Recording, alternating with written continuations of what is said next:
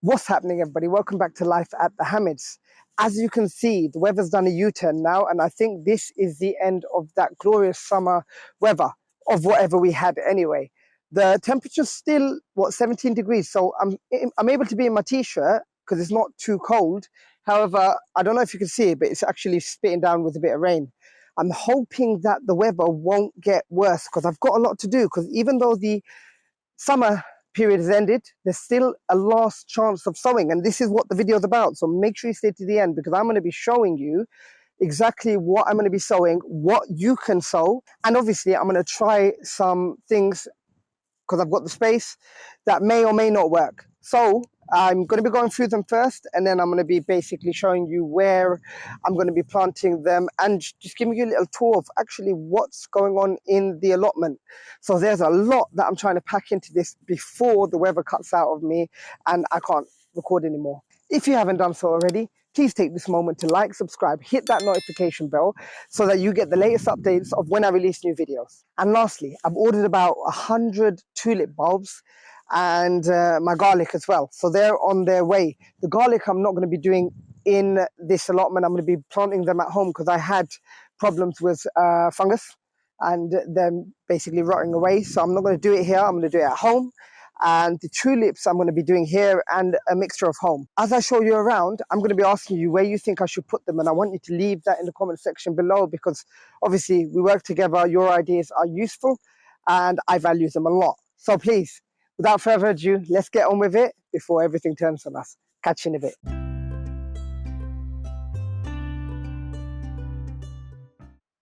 All right, so here we are back in the allotment, and basically what it is, as you can see, by the way, I've got everything labeled out ready to go.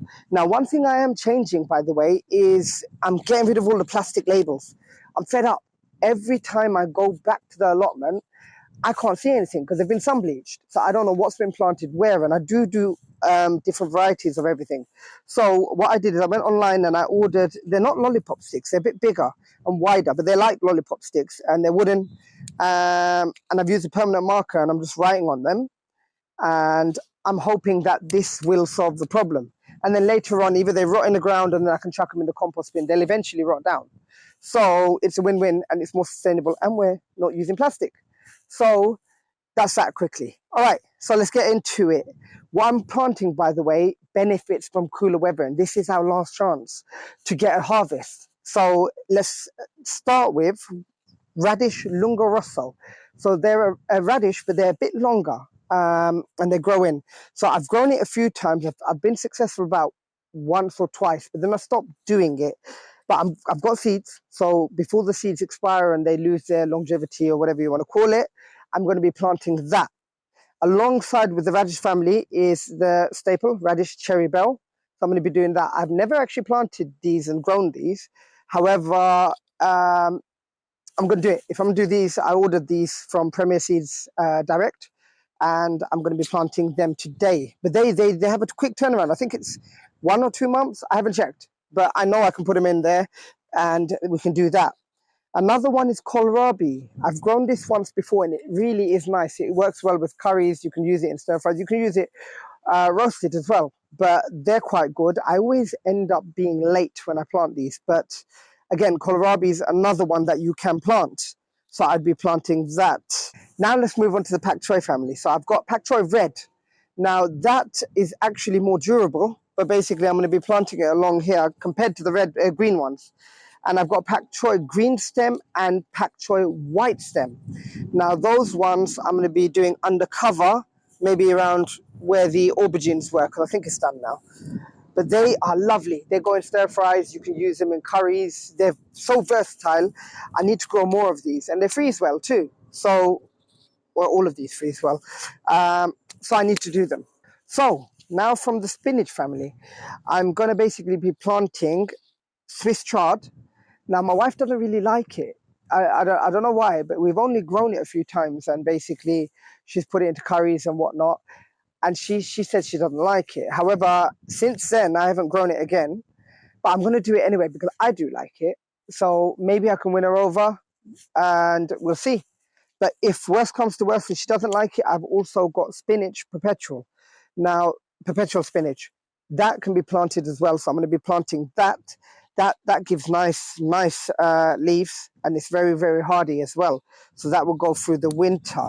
Another thing from the spinach family that I've not grown, I keep forgetting to grow because things come up during the winter, is spinach winter reason. Now, I've never grown it. I don't know what it's like, but it's supposed to be adapted like that. And let's just see how it goes. So I'm going to plant a batch of those. So that's quite a lot of spinach I'm going to be growing, but I'm going to do small plants so I can harvest, and they can cut and come again as well. So I can just cut the outside leaves and then let the inside leaves grow out and keep cutting. So I can hopefully do that throughout winter. Let's see how they grow throughout winter, because I usually get a summer harvest and then chop it up, freeze it up, use whatever's fresh, and then I'm done. I've got my frozen lot. But if I can have it fresh, why not?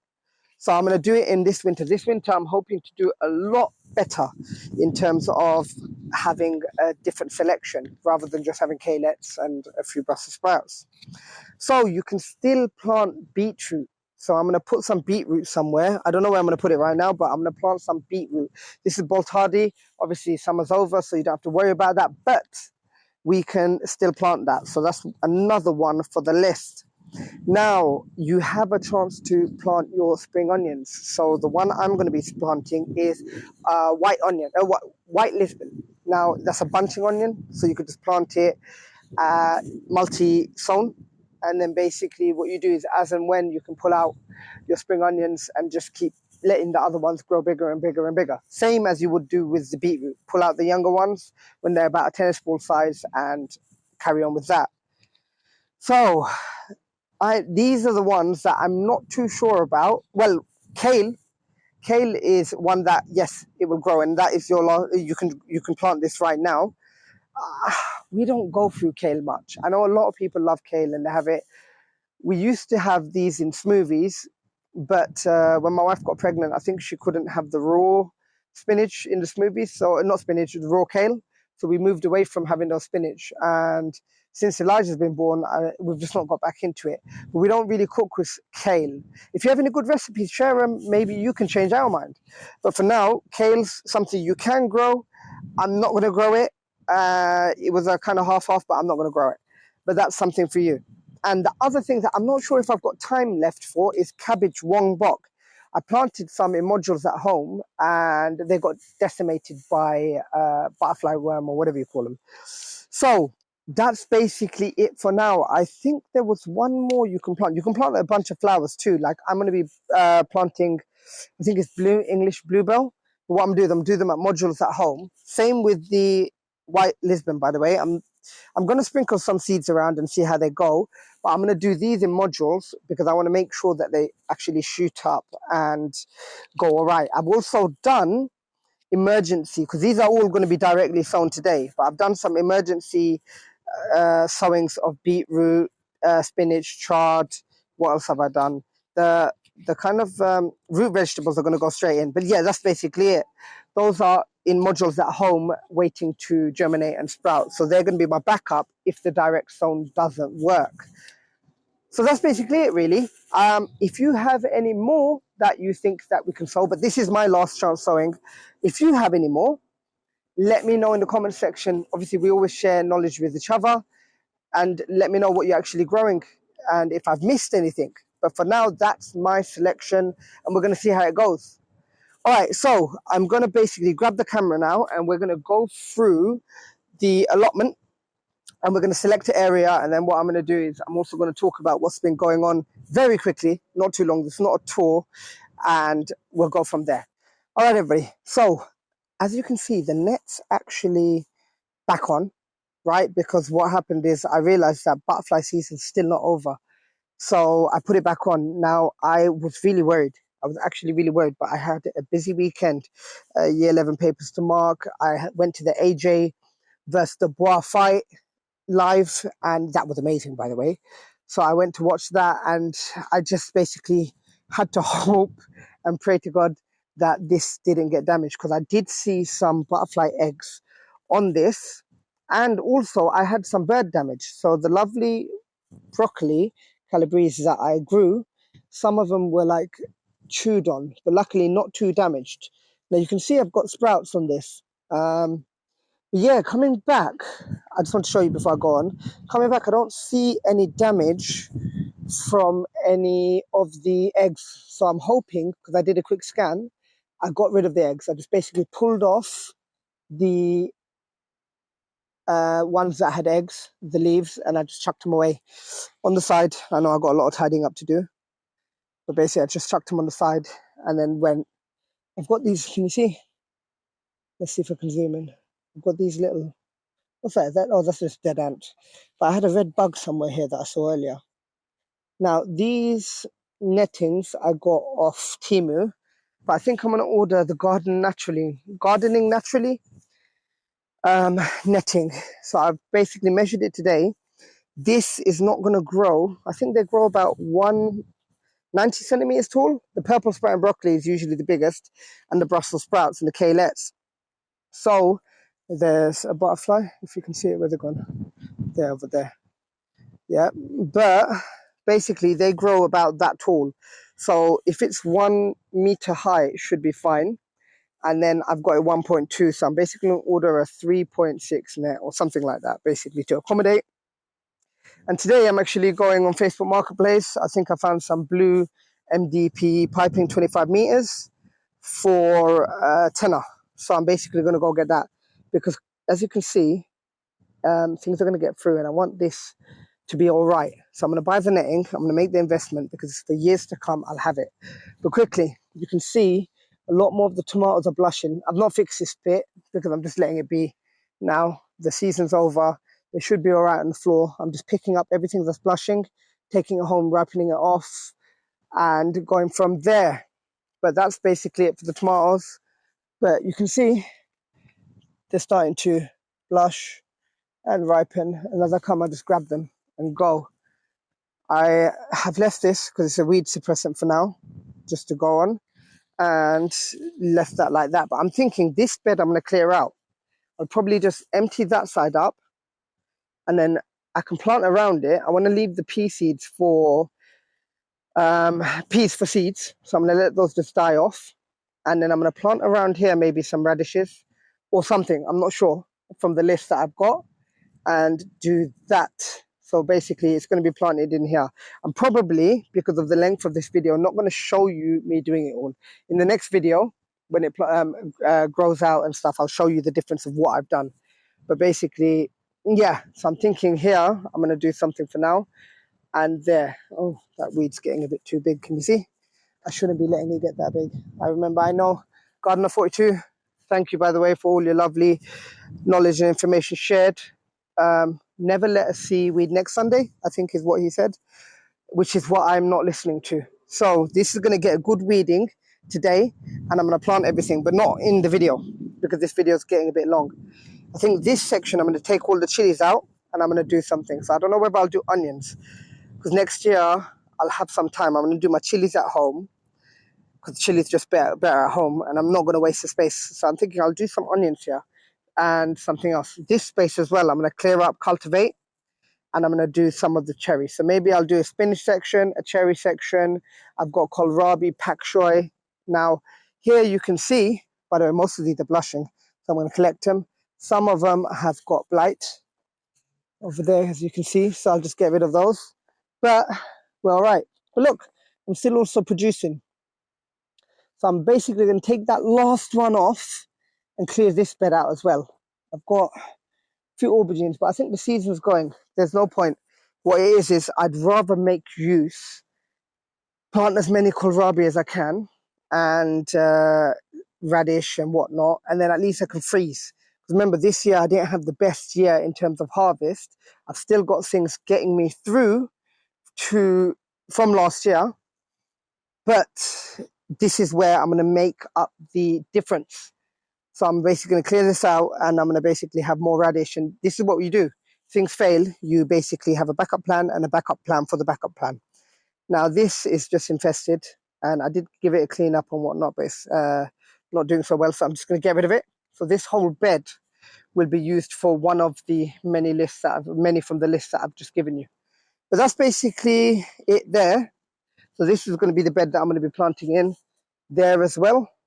There. And I think I've still got a bit more time before I can, but I'm going to clear up these beans because I've got beans at home that are doing way better than this. I've collected a few today. There's only a few more.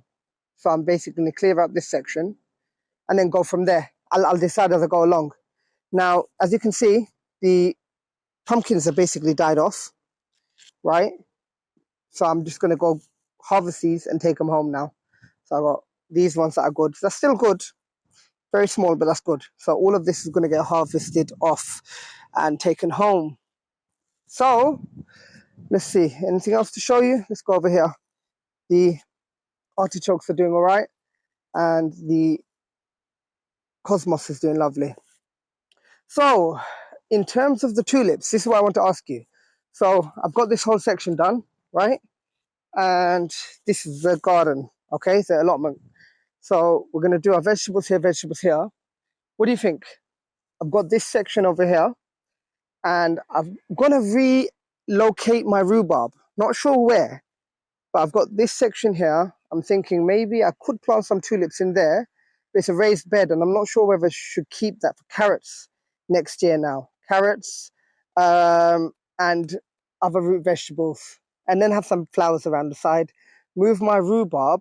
I'm thinking, because I don't use this area, I might just put my rhubarb here. So clean this bit up, put my rhubarb here. I might even basically put down some landscaping fabric, cut the holes and put the rhubarb basically in between like I did this for the pumpkin. So that might be something I do. That section, by the way, is going to get, once I can basically, on the 1st of October, I'm going to basically get that thing, start a bonfire over where the bay tree was, and then I'm going to move the compost bin. So I'll have a little section there. But I'm thinking I'm going to basically put some tulips along here, which would look nice, because this section, this end section wasn't really used much. And I was going to make that a flower section, isn't it, in front of there. So I might make that a flower section in front of there. So maybe I'll plant some tulips over there. I'm always doing my videos from this angle when we're talking. So I want something nice for you all to see as well. So I think the tulips would be a good idea over there. The other thing, I think, is this section is underutilized. And when I'm going across here, as you can see, this section, I'm thinking what I'll do is over winter, I'll basically clean up this section, dig it up, and basically make a flower section here. And then this is the only path that I didn't put anything on. So I'm thinking I'll level this out, and you can see that dips in. So I'll push it into there and then basically put some wood chip over this side. And that's basically what I'm going to do. So I'm just kind of giving you my plans for now. Here, I picked these beans this morning. This side, that's going to basically be burnt down. I'm going to try level off. I'm not worried about leveling off too much. But here I want my asparagus. So I'm going to put my asparagus kind of line along here. And hopefully that'll be all right. I might actually plant this in the ground. I can always get rid of it later and everything. But that's basically it. And obviously, maybe some tulips along the edges here. Can you see? Because I still have a pathway, but then I can put some tulips along the edges here. So that's basically it. But I definitely want a tulip selection. But I'm thinking also, most of them I'm probably going to do at home because I want to have that peaceful serenity as well. But let me know what you think, and basically we'll go from there. All right, everybody. So I've been hard at work for about an hour and a half, and I've managed to do 1, 2, 3, 4 of the beds. So there's only one more left in terms of de-weeding. So I've de-weeded everything and got rid of all the weeds. It actually wasn't as bad as I thought. There was some of the climbing, what's it called, the bindweed, or whatever it is. It's actually not bindweed, it's similar to bindweed, but they were easy to pull out. I got them deep from the roots, but it was actually not that bad to de-weed. So if I manage those in about an hour and a half, I think, I haven't checked the time, but it feels like that. That's not too bad. Now that the beds are ready, I'm going to basically do what I planned, obviously, as I've told you in the beginning, and basically plant them out. I'm running out of time, and I realized that I wanted to collect quite a few of the tomatoes are blushing. So I thought, let me prioritize that. I collect the tomatoes. I've collected a lovely bunch of carrots. Some are small, some are big, but basically these are good. Daffy and I both agree that carrots that are sown fresh are way better than the shops. So if you're not growing carrots, you need to make sure you do that next year. So I've managed to actually harvest a whole bag's worth. So I've got, there's more in here, but I've got basically my runner beans. I've got another broccoli, kind of floret or whatever you call it, but basically calabrese. So that's lovely to have, and it's still tight. So basically, the feedback I got was basically don't let them open out, even though you can have them when they open out, but basically have them like you have them in the shops where they're tight and they're bunched together. But it's lovely. I bought some broccoli from Tesco, and I'm gonna actually try it out, and I'm gonna see what the difference is. I'm just gonna steam them and see what the difference is and if there's a big difference in the taste. But I've taken a picture of this, so I'll quickly show you. But that's a lovely, I don't know how much that weighs, but that's a full bag of tomatoes over there, some that I'll have to ripen at home. So there's still always successes no matter what happens. And remember, I was really upset before. So I'm actually glad that we stick with it and we continue and persevere. I feel so itchy. I think it's the squash and the courgette leaves. Always leave me itchy. But what else is there to talk about? The broccoli, the brassica bed is the only bed that I haven't weeded. I'm going to take the net off and weed it tomorrow when I come back and plant everything out. But yeah, I'm excited. Remember, last chance to sow things so I can get a harvest. I've got nets. The net that comes for the brassica bed is going to basically be used in other spots, and I've got extra hoops and whatnot. So I think I'm actually pretty set up, and I'll figure it out as I go along the way. That's how it works. But I'll leave it there, right? I don't know how long this video is, but I hope it's been useful, and I hope you've actually enjoyed it. And if you have, please leave a comment. Let me know how your allotment's going. Again, like I said before, if there's anything I missed in the last chance to sow, and just basically catch up with me and let me know how things are going. And as always, please remember to like, subscribe, hit that notification bell, and I'll catch you in the next one.